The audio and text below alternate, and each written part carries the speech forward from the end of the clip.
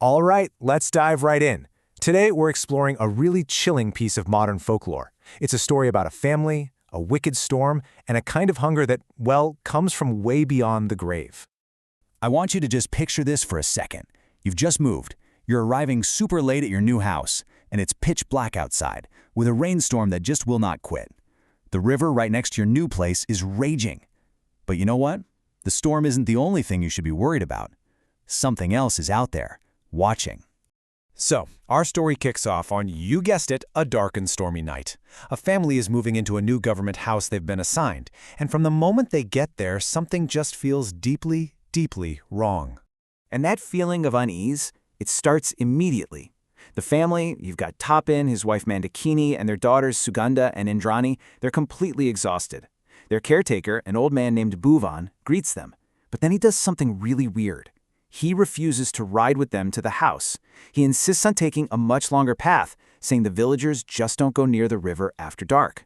A strange custom that really sets an ominous tone, right? So as they're driving alongside this raging river, they see a single figure walking on the bank, all hunched over against the wind and the rain. And they think, oh, that must be Bhuvan.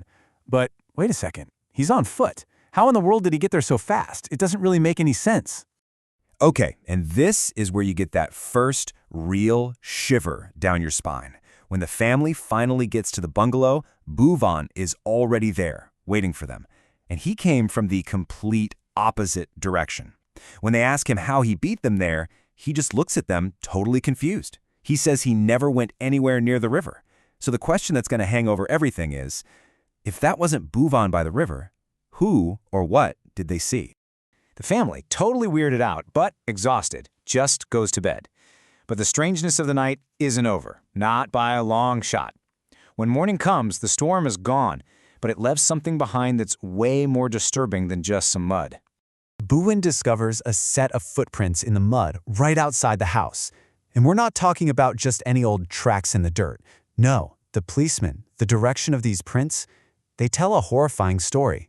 So let's break this down because it's pretty wild. First, the prints lead straight out of the river and stop right at the front door. But there are no tracks leading back. None. Second, and this is the part that completely terrifies Bhuvan, the feet are backwards. He explains that in all the local stories, that's the one undeniable sign of a ghost. Something came out of that river, came right up to their door, and it never left. A couple of days go by, and the family is trying to settle in. You know, they're kind of dismissing the whole footprint thing as just some silly village superstition. Mandakini sends her older daughter, Sugandha, to the market to buy some fish for dinner. But this simple little errand is about to lead to a very fateful encounter. On her way there, Sugandha meets this girl by the river, and she is just stunningly beautiful with these huge dark eyes. Sugandha is totally captivated. They chat for a bit, and the girl says she lives nearby. But then she makes this really strange, kind of out-of-the-blue request.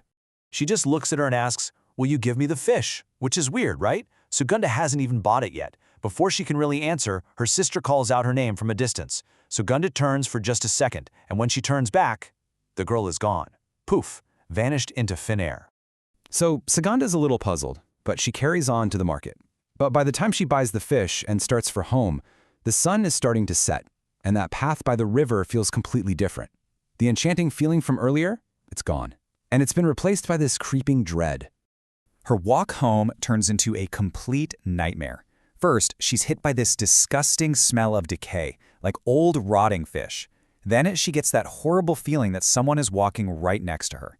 You know that feeling, a shadow she can feel but can't see. And then the voice starts, a whisper right in her ear. And yep, it's the same request from before, but this time it's not coming from a beautiful girl. It's just a disembodied whisper floating on that foul-smelling air. Sugandha is absolutely terrified, so she starts walking faster, clutching that bag of fish. And the voice just gets louder, more demanding, filled with this unearthly anger. "Won't you give me the fish?" It's not a question anymore, it's a threat. And that's it for Sugandha. She just breaks into a dead sprint, running for her life, that terrifying voice echoing in her head all the way. She bursts through the door and just collapses, sobbing, barely able to speak. She tries to tell her family what happened, but they just dismiss it. They blame Bhuvan, the caretaker, for filling her head with scary stories. They tell her to go rest, totally convinced her imagination was just running wild in the dark. So the family tries to just move on from the incident. But the thing that followed Sugandha home, it is not finished. Late that night, long after everyone is fast asleep, a strange sound coming from the kitchen wakes up her mother, Mandakini. She cautiously gets out of bed and makes her way towards the kitchen, probably thinking it's just a stray cat or something. But what she finds instead is a scene of absolute unimaginable horror. In the darkness of the kitchen, there stands her daughter, Sugandha, and she is holding the raw fish from the market, just tearing into it with her hands and shoving it into her mouth. Her face, her clothes are just smeared with blood. And when she looks up at her mother, her expression is not her own. It's something feral, inhuman, monstrous. Mandakini is just frozen in terror. The thing wearing her daughter's face speaks, and its voice is this chilling mix of Sugandha's and something else, something deep and otherworldly. It says, "It fed me the fish, now I will live with her." The spirit didn't just want the fish, it wanted a vessel, and it got one. And that's where the story leaves us. The Mechobut, the fish ghost, is a specific kind of spirit in Bengali folklore. It's usually tied to people who drowned with some intense, unfulfilled craving. It represents a hunger that death just cannot satisfy. It wasn't just hungry for food, its hunger was for life itself. And so we're left with this question: what does an eternity of that kind of hunger even look like? Thanks for joining me on this one.